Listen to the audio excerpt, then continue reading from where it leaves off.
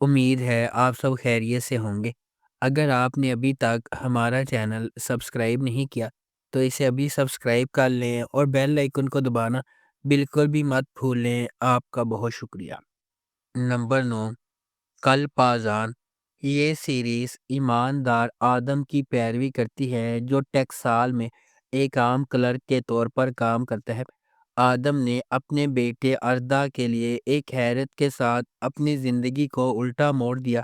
ایسا لگتا ہے کہ ایک معصوم اشارہ آدم کی زندگی میں ناقابل واپسی تنزلی کا باعث بنتا ہے، جس سے وہ اپنی ملازمت، اس کی بیوی جانان اور یہاں تک کہ اس کے بیٹے کو بھی ہاتھ دھونے کے دہانے پر پہنچا دیتا ہے۔ اس مشکل دور میں اس کے کرشماتی لیکن ہوشیار بھائی کارتال کی آمد سے حالات مزید خراب ہو گئے۔ جیسا کہ دونوں بھائی قانون کو چیلنج کرتے ہیں، صرف وہی شخص جو ان کے زوال کا سبب بن سکتا ہے وہ ہے پولیس آفیسر عائشہ۔ کارتال کا عائشہ کے ساتھ غیر متوقع سامنا اور اس کے بعد اس کی محبت توازن کو پوری طرح سے بدل دے گی۔ نمبر 8، سیاہ قلب۔ سمرو نے ان بچوں کو چھوڑ دیا جنہیں اس نے چھوٹی عمر میں جنم دیا اور اپنے لیے ایک نئی زندگی اور خاندان بنایا۔ میلک اور نوح نے اپنی ماں کی شناخت اپنی دادی کے آخری الفاظ سے سیکھی اور اسے ڈھونڈنے کے لیے نکل پڑے۔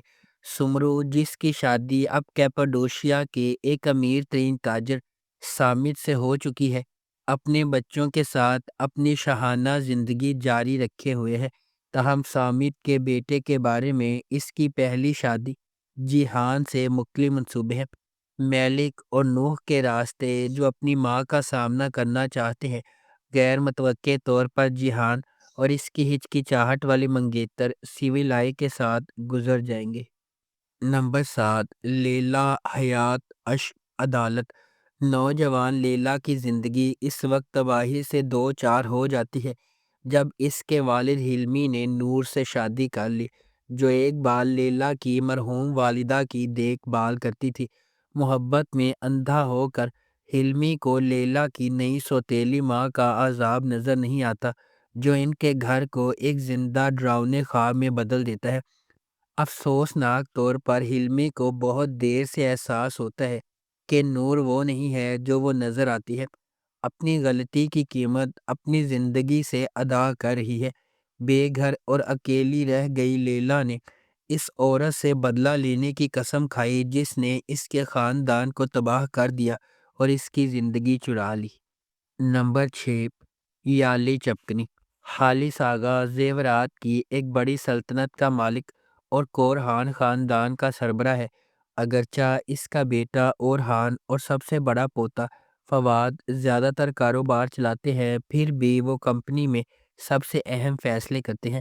اس کا چھوٹا پوتا فرید، جو اس کے بھائی فواد سے بہت مختلف ہے، ایک بہت ہی غیر ذمہ دار نوجوان بیچلر ہے جو ابھی بیرون ملک سے واپس آیا ہے جہاں وہ تعلیم حاصل کرنے گیا تھا۔ خالص فرید کی لاپرواہی کو مزید برداشت نہیں کر سکتا اور وہ اپنی بیوہ بہو افاقت پر پابندی لگاتا ہے کہ وہ اسے شادی کے لیے ایک اچھی لڑکی تلاش کر کے دے۔ یہ خبر کہ خالص آغا اپنے پوتے کے لیے دلہن کی تلاش میں ہے، نیلے رنگ سے گازین ٹب میں کاظم کی حویلی تک پہنچتی ہے۔ کاظم کے امیر ہونے کی واحد امید اس کی خوبصورت بیٹیاں سنا اور سیران ہے۔ نمبر 5، برگیجے مسالی۔ ماہر، جس کے والد کو دنیزلی شہر میں کرشت کی لیمچی نے قتل کر دیا تھا، 20 سال بعد ایک پولیس انسپکٹر کے طور پر واپس آیا جو اپنے والد کی موت کا بدلہ لینے کے لیے پرعزم ہے۔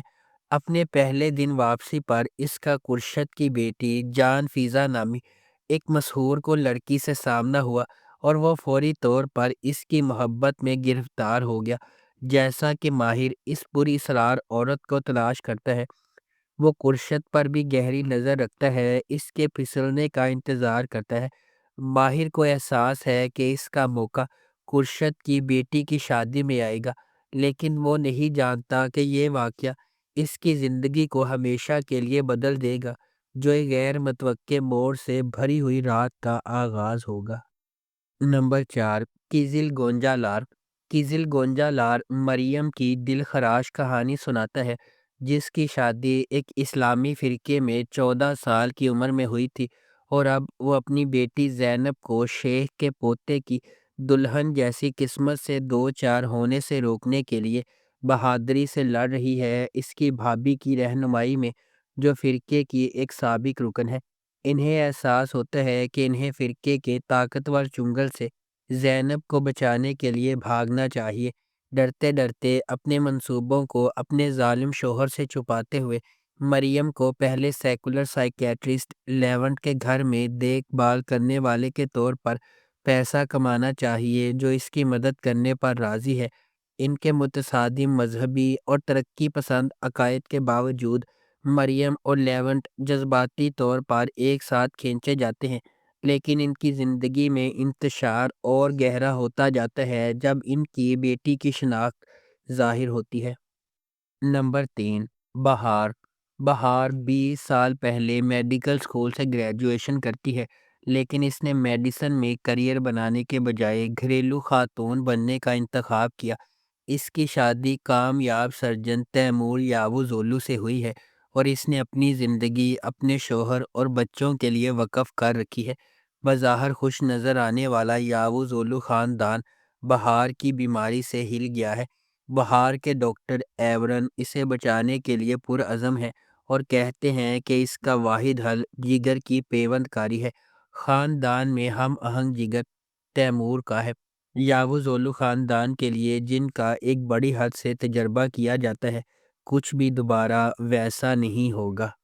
نمبر 2، کیزلجک شربتی۔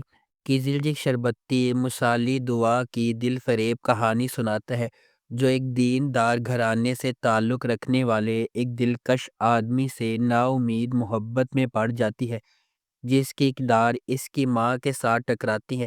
ایک طاقتور ڈرامہ تخلیق ہوتا ہے جب وہ اپنی اختلافات پر قابو پانے اور ہم آہنگی تلاش کرنے کی کوشش کرتے ہیں۔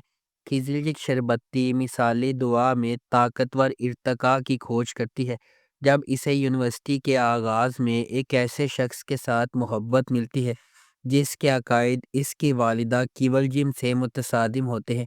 ایک غیر متوقع پریگنینسی دعا کی زندگی کے منصوبوں کو الٹ پلٹ کرنے کے لیے تیار ہے، جس سے مختلف دنیا کے بنیادی دو خاندانوں کو ہلا کر رکھ دیا ہے۔ نمبر 1، ازاگ شہر۔ عالیہ البورہ اپنے مرحوم شوہر کے جنازے اور اپنے 5 سالہ بیٹے کے ساتھ اپنے شوہر کی آخری وصیت کو پورا کرنے کے لیے ماردین پہنچتی ہے۔ تاہم یہ آمد واپسی کے ایک نقطے کی نشاندہی کرتی ہے، اور البورہ سے باہر نکلنے کا کوئی راستہ نہیں ہے۔ البورہ قبیلے کا سربراہ جیحان البورہ عالیہ کی جدوجہد سے لا تعلق نہیں ہے، لیکن اس نے اپنے بچے کو لے کر جانے کی اجازت دینے سے انکار کر دیا۔ ماضی کی تاریکی، پوشیدہ رازوں اور خطے کی تلخ حقیقتوں کا مقابلہ کرتے ہوئے عالیہ البورہ اپنے آپ کو اپنے مرحوم شوہر کے خاندان کے ساتھ ایک شدید جدوجہد میں پھنسا پاتی ہے۔ اگر آپ کو ہماری یہ ویڈیو پسند آئی ہے تو اسے لائک کریں، شیئر کریں، اور ہمارے چینل کو سبسکرائب کرنا بالکل بھی مت بھولیں۔ آپ کا بہت بہت شکریہ۔